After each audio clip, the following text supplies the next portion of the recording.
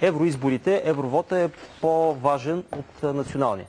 Това каза Ивайло Калфин преди малко. Така ли е наистина? Имате ли това усещане?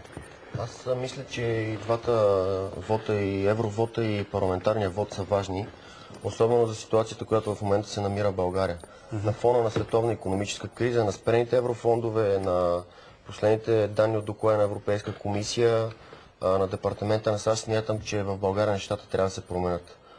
Да се променят в положителна посока, така каквато идеята на политическа партия ГЕРБ, като за мен интересното е, че господин Калфин си противоречи, казвайки, че левицата иска висока избирателна активност.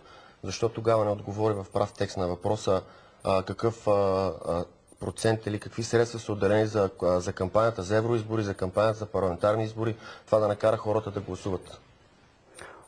Да. Други мнения? Може би това е за значимостта на националния коментар е насочен към мен като представител на левицата и част от листата на БСП. Сега, аз не искам да звучиме тук като нашите възрастни колеги, вече политици с 10-15 годишен опит. Дайте да си говорим нещо по-младежко. Дайте да си говорим за това, защо ние младежите трябва да участваме в тези избори. Ето вчера започне нашата кампания презареждане, която има за цел да покаже, че в БСП наистина има млади хора, наистина има хора с свежи идеи, целеустремени и така нататък. Облечени има ви в сега вестниците днес. Наистина свежо, да. Без вляват на Ферари, но иначе. Разбрах, че все пак логистична подкрепа от Ферари ще да има. Не. Няма ли? Няма да има. Значи, може би не е вярна информация. Аз съм съгласен с колегата, че трябва да мислим като младежи, въпреки че понятието младежи в различните политически партии така е много широко. Поне в политическа партия ГЕРБ младежите са от 18 до 31 години и това разбирам аз като младежи. Идеята наистина е да има кампания... Ние сме 4 години. Отгоре. Отгоре, да. Обикновено на участието така малко. Добре, тук сигурно ще намерите консенсус, възрастов, дали около това... Не, въпросът е, че може би трябва да си говорим кои са приоритетите на България в следващия Европарламент. Вота не е поколенчески, нали? Не са млади срещу стари. Разбира се. Ситуацията е такава, че... Добре, тази седмица случиха важни неща. Решението на Конституционния съд, който отмени тази въведена изборна бариера за коалиции. Скандали имаше около регистрациите в ЦИК, СДС на Пламен Юруков. Какво се започнаха вече, станаха ясни листите за евровота, какво се промени в ситуацията и как виждате началото на кампанията? Кой печели от тези промени? Да? Първото нещо, което нас лично ни очуди, беше по едно и също време почти излязаха решенията на Върховния административен съд относно отмяната на регистрацията на СДС на Пламен Юруков, ако може така да се каже. Другото, което беше, че се махна само 8% бариера, а мажоритарният вот остана. Въпреки че господин Волен Сидоров беше един от инициаторите, от депутатите, които внесаха подписката и срещу 8% бариера, и срещу мажоритарния вот. Това е решение на Конституционния съд. Да, това си е решение, но беше показателно. Кой печели от тази ситуация? Кой губи? Какво се променя? 6 на 6 бяха гласовете срещу мажоритарния вот, а за това имаше само едно особено мнение. Колкото и да е... Какъв извод правите от това? В смисъл, какво... може би това е била някаква политическа поръчка. Поръчка върху, т.е. въздействие върху съда. Абсолютно. Така ли са? Въздейства ли се политически върху съдебната власт в България? На фона на това... Нека да чуем и вашата колежка, да? Наредното в цялата ситуация беше, че всичко това се прави в последния момент.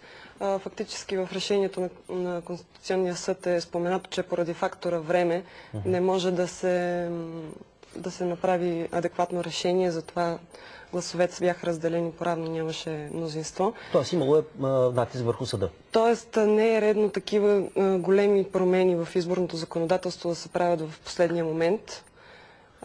Поне добрата новина е, че отпадна 8% бариера, което е важно за плурализма. Все пак България няма интерес в парламента да попаднат 3 или 4 политически партии. Трябва да има по-голяма представителност. Използва ли съдебната власт от политиците в България? Има ли сценарии с... Конституционния съд. Аз преди всичко не бих си позволил да коментирам по някакъв начин негативно или положително решението на Конституционния съд. Знаете, че ние имахме предложение за 58 мажоритарни кандидати. Това беше един доста предварителен етап. Така, в случая това не се възприе и се очертаха 31 мажоритарни кандидати. Не ми се струва по-скоро, че останалите политически сили имат дефицит на лица, на личност. Нека да завърши. Добре, просто искам реплика. Направите реплика, да. Дефицит на лица, на личности. Дефицит на лица. Дефицит. Така ли? Не става въпрос за това. Не, тук идеята е съвсем различна и може би е време управляващите и в случая представител на БСП да си признаят, така че изборно законодателство, гласувано в последния момент, проблемите с регистрацията на СДС, падането на бариерата, регистрацията на СДС е вътрешен проблем. Добре, слушайте, за да ви обясня. Всичко това е проблем на управляващите. Гласувания закон един месец преди изборите не е домислен така, както трябва. Първо, аз не мога да разбера, на база на данните от 2001 година се определят мандатните места и 31 мажоритарни кандидати. За вас, господин Паргов, нормално ли е един мажоритарен кандидат да влезе с 15 000 гласа от област Кюстендил и от област Видин и следващия момент да е необходимо в област София да вземете 200 000 гласа? Не сте ли съгласен с мен, че това е така една вратичка, в която вие се опитвате да вкарате максимален брой ваши кандидат-депутати в парламента и по този начин да направите една... Аз ви предложих да излезем от тезите на вашия лидер Бойко Борисов. Добре, правилата са ясни. Тези, защото той винаги търси отрицателно. Винаги търси, че някой ще бъде прецакан. Така и в общината. Аз съм и общински съветник от БСП. За всяко едно нещо господин Борисов търси как да се измъкне, търси върху кого да стовари.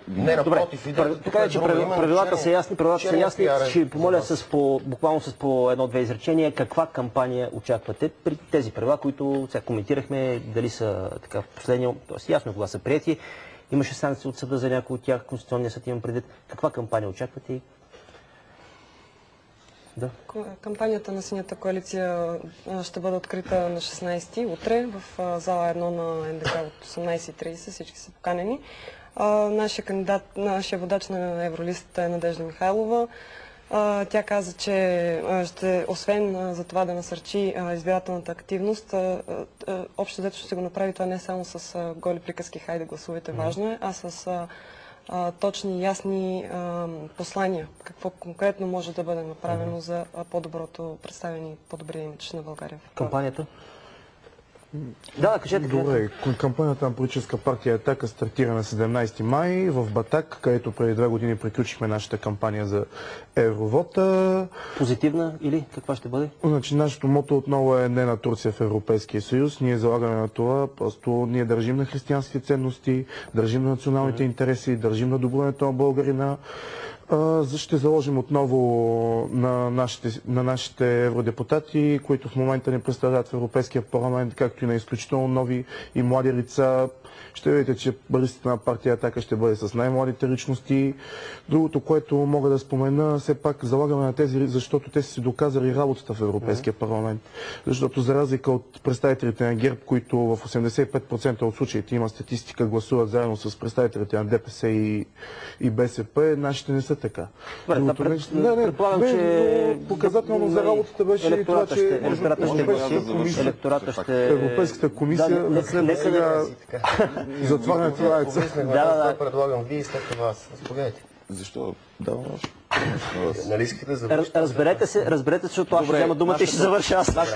Нашата кампания ще бъде открита на 17 май във Велико Търново. Тя ще бъде изключително позитивна. Очакваме така, че кампанията ще се води по-скоро върху национални и вътрешни политически проблеми, а не върху европейските проблеми, за съжаление, тъй като, както видяхме и днес, младежките представители на опозицията са въоръжени с аргументи, които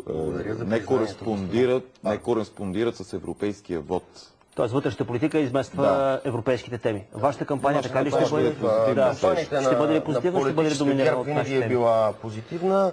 При нея доминира позитивизма, така смея да го твърда, като тя ще бъде насочена на фона на това какво е свършила политическа партия ГЕРБ в управлението, защото ние имаме много успешно управление в много общини в България. Мотото на кампанията ни е да докажем, че България може. Тя стартира в неделя в Пловдив. Добре, позитивна кампания, общо така от всички страни се чува, ферплей. Остава да видим дали така ще бъде наистина до край и електората е груба дума, разбира се, хората, които ще участват в вота, да преценят кой бил най-убедителен в своите послания. Благодаря ви за това участие, останете с предаването.